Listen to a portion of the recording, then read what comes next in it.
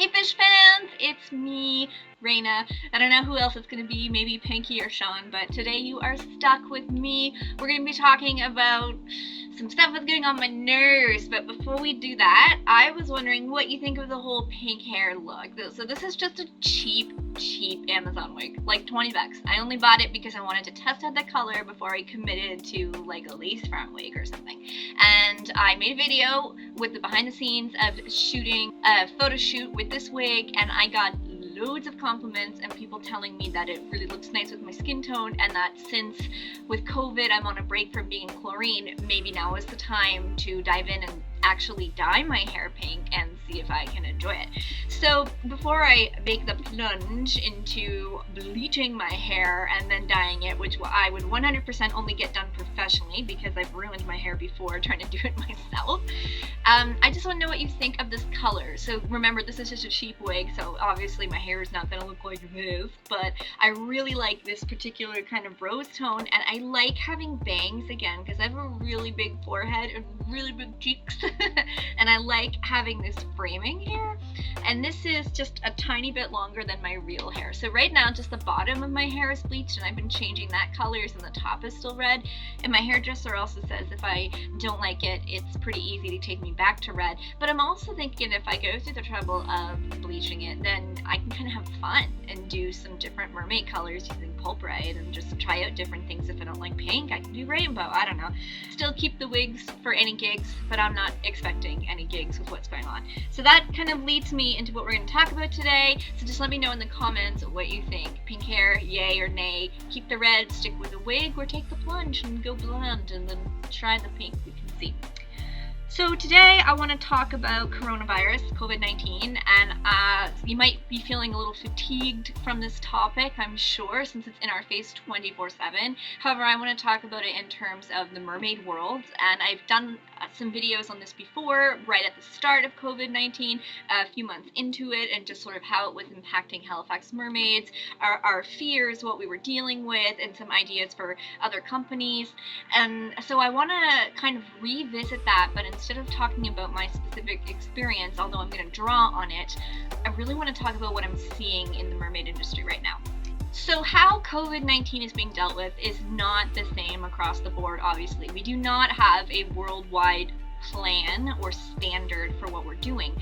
Some countries are really struggling poverty-wise and are not able to do a whole lot about it. Some countries are doing amazing. Here in Canada, our rates are going down. We are seeing less deaths and we are seeing less cases.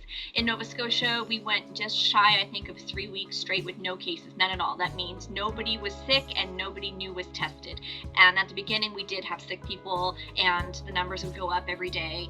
And then right from the start, Canada enforced self-isolation and quarantine and mask. They didn't enforce mask wearing, but like they were very proactive about it from the start.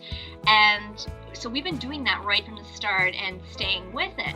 And as a result, this is what's happening now. Our neighboring maritime provinces have they all have no cases, or they had no cases for weeks and then maybe they got one because of travel or something. They've locked the American-Canadian border for most things, so you can't just like come on vacation up here, so that is helping with the spread. And originally the provincial borders were locked as well, and now in the Maritimes we have what's called the Maritime Bubble, and that's Newfoundland, New Brunswick, PEI, and Nova Scotia, and those provinces can interact with each other without having to quarantine or self-isolate after going across the borders. But up until this point, if you came across the border of the province, the country, anything for any reason, you needed to self-isolate for 2 weeks to make sure that you were not going to spread the virus. And this was because there is a stunning amount of data right from the get-go that has been telling us that you can get this disease without showing symptoms, or you can take a while to show symptoms. So you could be spreading it for 2 weeks and then you show symptoms. So you don't know that the previous 2 weeks you were sick. So they've done all of those things. And then our government has also done some really incredibly helpful things to enable us to take it seriously. So one of the things they did is called the CERB, which is like a Canadian Emergency Relief Benefit, CERB, C-E-R-B, and they gave anybody who could no longer work or who was laid off or who had to stay home to take care of children because schools were closed and daycares were closed, they qualified for $2,000 a month, and it was not a loan, and it was not like an advance on a tax refund or anything like that. It was just universal basic income to help them get through this. So that was really great. For some people that was a pay cut, and for some people that was a bump up, and it should speak volumes that some people are making more on this CERB than they were off, and that's something we need to change in Canada. That we've been really, I mean, we already knew it was there, but now we really have some hardcore data to address that. So people are getting that. Businesses qualified for grants and loans and free consultations and all kinds of stuff like that.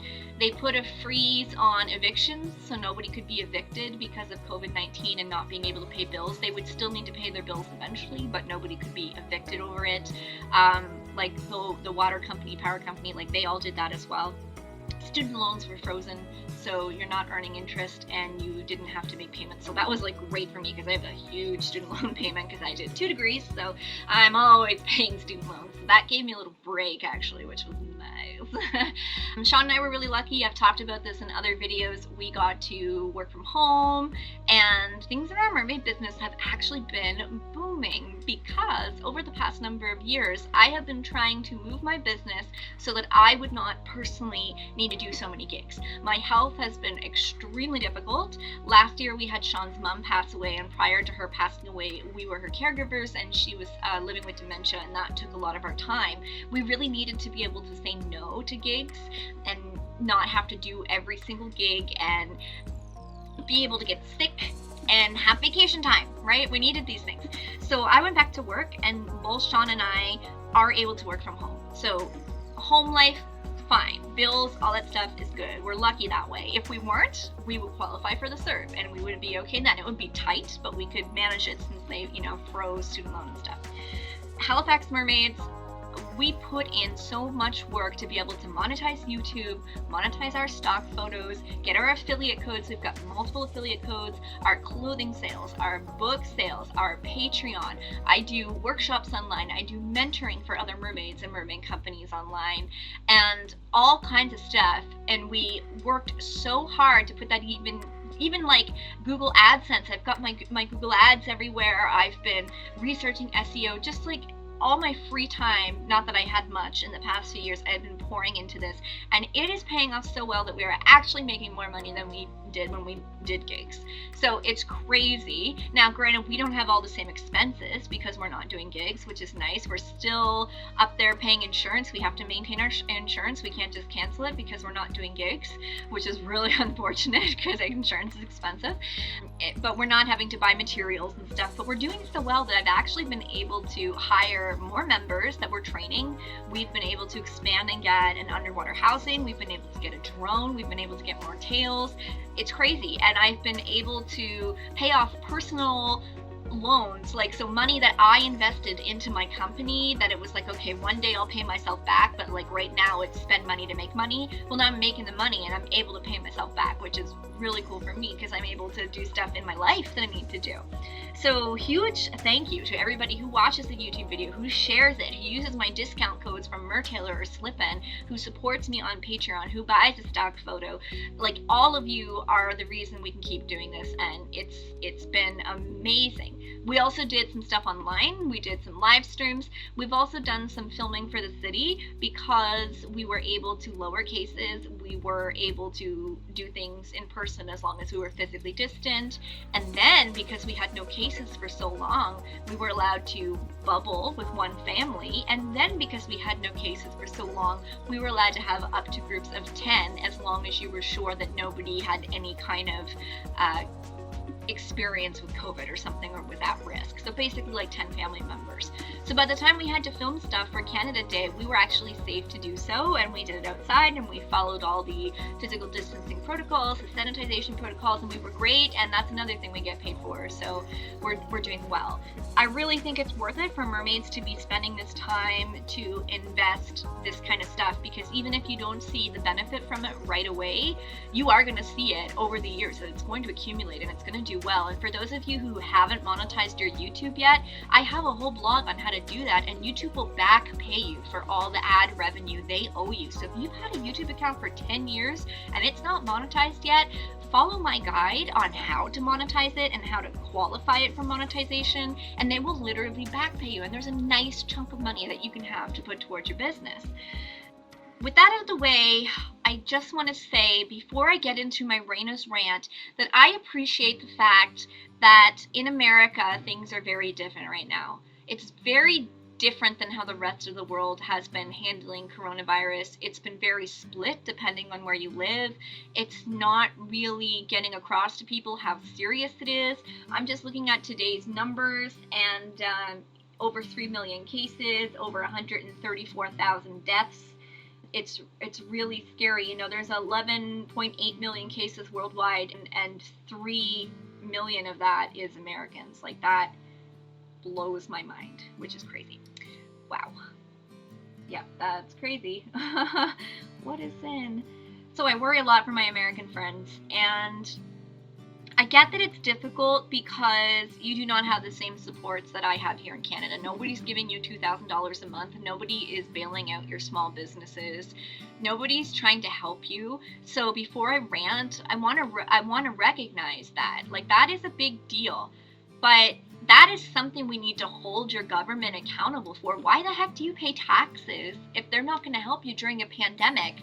Like, that's your money that you pay the government specifically for situations like this, and you deserve that money, and you deserve peace of mind. You deserve to not be scared that you're going to go bankrupt or have your life ruined because there's a pandemic. Like, you live in America. It's like one of the richest countries in the entire world. There's absolutely no reason why your government can't help you. They owe it to you. Like, you are entitled to that. But that is what being in a first world free country means, and that's why you pay these taxes, and that's why you have a democratic system. It shouldn't matter if you are right wing or left wing or somewhere in between or some other party. It shouldn't matter. So I really hope that in this experience it encourages more of you to get out and vote, and to be aware of the things happening in your community, and to really pay attention to where your tax dollars go. The Black Lives Movement has also been crazy intense in the United States. I mean, it's all over the world. It's a different experience here in Canada than it is in the US. We do have problems as well, but it's still a different atmosphere, and that is a lot of stress for people. So you're dealing with the pandemic, you're not able to do your small business, and if you're Black, this is a hard time right now because you're constantly trying to explain things to people, justify. You are holding that mental and emotional weight and that generational trauma. And I just want you to know that I see you.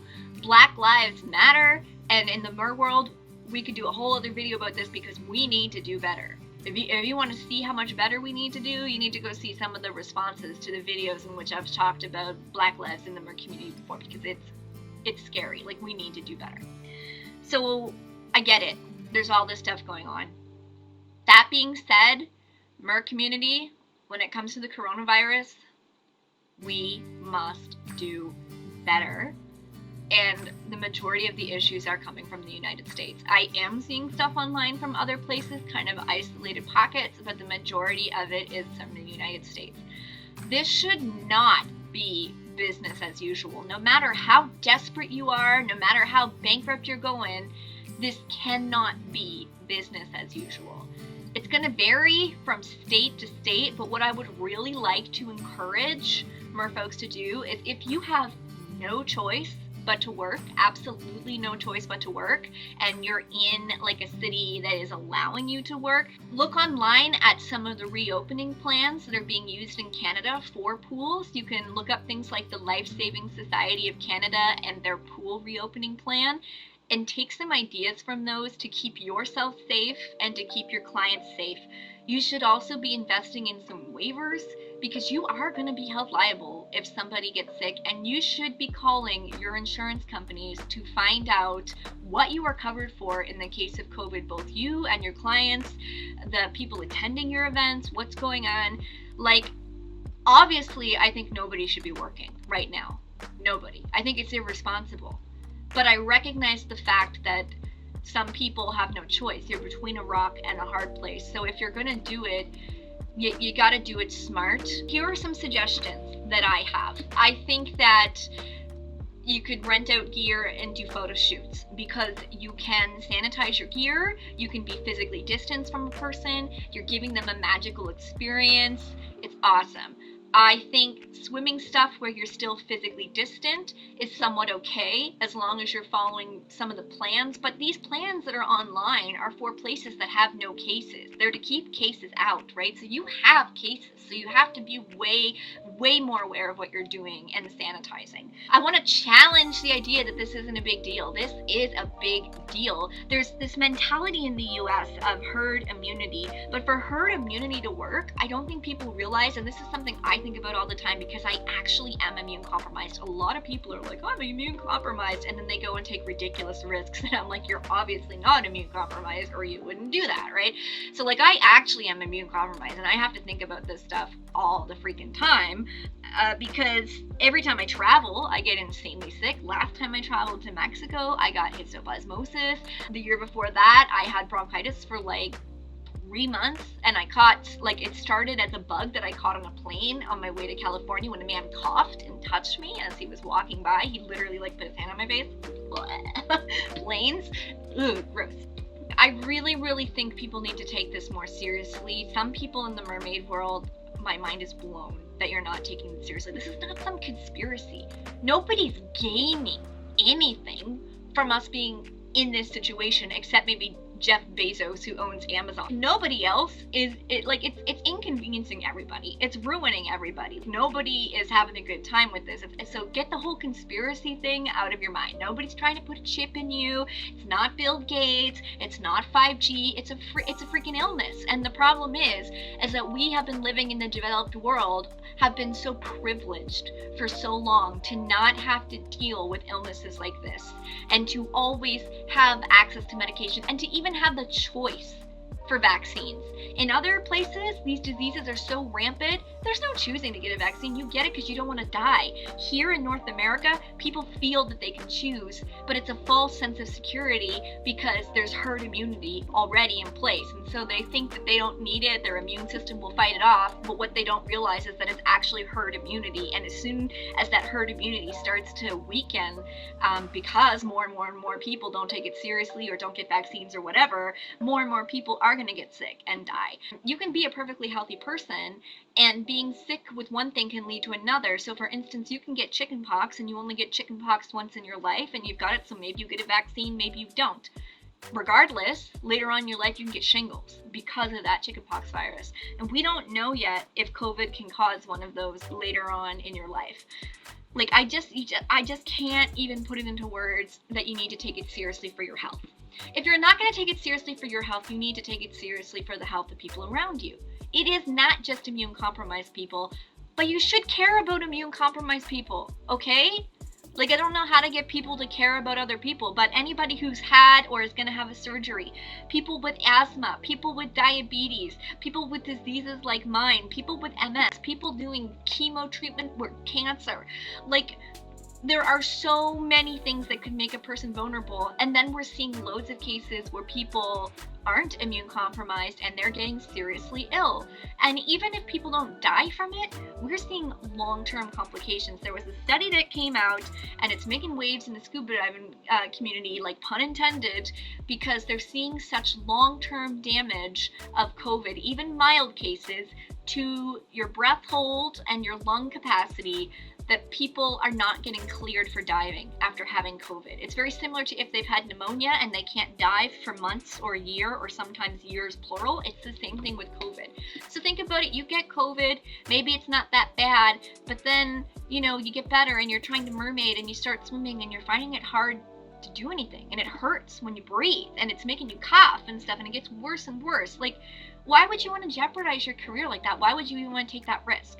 Why would you want to take the risk that you're going to spread it to an elderly person or a newborn or anything like that? So please take it seriously. I don't know how to say this without being crude, but this is not a pissing contest. It sucks for the majority of us. We've all had to miss trips. We've all missed out on canceled conventions. We've all missed out on family stuff. We've all had plans for 2020. I had big, crazy, amazing things that were going to happen with my company, and I still don't want to talk about it because I don't want to jinx it, because some of them might happen. And this is like game changer stuff that's going to be the first time seen in this industry. Like, it's so hard for me because we worked so hard and we were this close, and COVID just knocked it out of the park. So I'm not the only person dealing with that. I know some of you had weddings. Like, that sucks. That sucks. I totally appreciate it. But I'm seeing some mermaids who just do not understand that they are not the only ones impacted by this. I think it's fine to vent. I think it's fine to complain once in a while. Heck, if you don't, you're going to explode. You can't pretend to be positive all the time. It's not going to work. But when I see mermaids publicly, like using their fan page or very publicly projecting what they're dealing with onto somebody else, like, oh, well, you have it bad, well, this is what I'm going through, or blah, blah, blah. Like, it's a really crappy thing to do. Don't do it. Don't do it. So let's kind of work on that. Like, remembering that we are all dealing with bad stuff and trying not to project it onto other people. What I've been using that helps me, because I tend to bubble over when I'm stressed out, is I'm asking, hey, do you have the energy? Do you have the spoons to listen to me vent about this thing? If not, that's all right. Or do you think we could chat about this thing that's bothering me at some point? I just need to get some of this COVID stuff off my chest. Like, just ask people. Ask people. Don't just go into their stuff and post it everywhere. Gosh, it's awful when people do that. The last thing I want to say is I'm really proud of the events who stepped up and canceled or rescheduled or converted to online. The California Mermaid Con spent so long and worked so hard to bring you this amazing convention, and then had to make the difficult decision to pivot to online, and they did that in the interest of keeping everybody safe. And I'm seeing people going out of their way to sabotage the event by trying to put stuff that competes with it or trying to overshadow their announcements. It's really petty, and it's getting old, and everybody sees it. We're not idiots. We know what you're doing. And you're baiting for an argument. We know what you're doing. And people see it, and they're going to remember it. The majority of the content that the California Mermaid Convention is putting out is free. Some of it is paid. It's ticketed. It's not that expensive. It's to pay the performers who are going to perform for you for different things. So, like, it's a fair price. They're not dealing with renting a venue and stuff, which is cool. But they're working really, really hard to give you something that's going to give you a break. Like, they're doing this out of the love of the community. Like, they're not getting rich off of it. These are people who are just like you, who have not been able to work, who are stressed about the future, and came together to do something nice for our community. So, knock it off. Seriously. It's petty. It's embarrassing. It makes you look bad. Like, is that how you want to be remembered? As the petty, spiteful people during COVID who couldn't get their act together? I know you know who I'm talking about. People see it all the time. Everyone's seeing it online, so I don't need to name names, but it's pathetic. So, like, get a handle on that, okay? Put that energy into yourself and to something that you want to do instead of trying to take down a con. And speaking as somebody who dealt with that herself, who dedicated like 1.5 years of her life to running a convention, to have people maliciously try to cause problems for it when literally all I wanted to do was make something for the community, it eats you up. It makes you feel horrible. These people are not your competition, okay? Like, there's friendly competition in the mermaid world, sure, but like, this is an event to make everybody feel happy. So kudos to the California Mermaid Convention for working so hard to bring us an amazing event. I'm going to have a children's workshop in it, so definitely check it out. We'll put the link in the video. For people trying to compete with that and being petty about stuff like that, stop. It's not a good look. The other thing is, people need to stop hosting big get-togethers or events during this thing.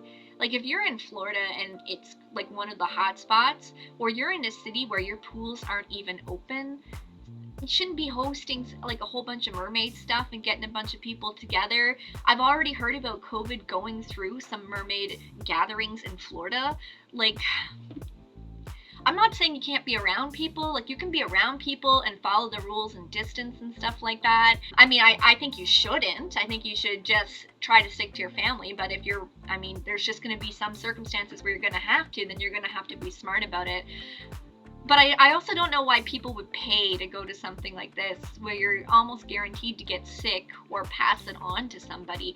I wouldn't be swimming in a tank, for instance, or a pool where a ton of other people would have been in, especially a tank. We normally do a tank show this year. There was some talk about us potentially filming for the city, and if we did that, it was only going to be one of us to ensure that nobody got sick from being in the water. Tanks are hard enough to keep clean as is, with just 1, 2, or 3 people, but you're going to start putting a whole bunch of rotating people traveling. You are asking for COVID. You're going to make somebody sick, or you're going to pass it on to somebody vulnerable. Like, we have got to be better. We have got to be better than this.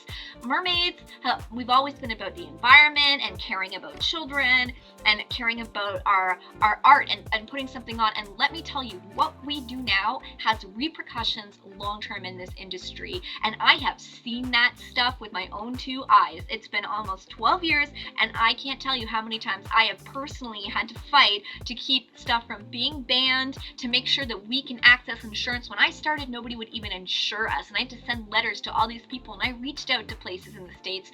Canada almost completely banned mermaid tails after that viral video of the little girl who almost drowned trying to do a headstand in a kiddie pool. I had to go on a huge campaign in 2015 to get that stopped, and it was a lot of work, and I don't mind doing it. Like, I care about the mermaid community. You may not believe me, but there's only one reason why I'm making all these videos. I've always made videos. I've always put information out there. I've always tried to push safety. I am an open book because I love this industry.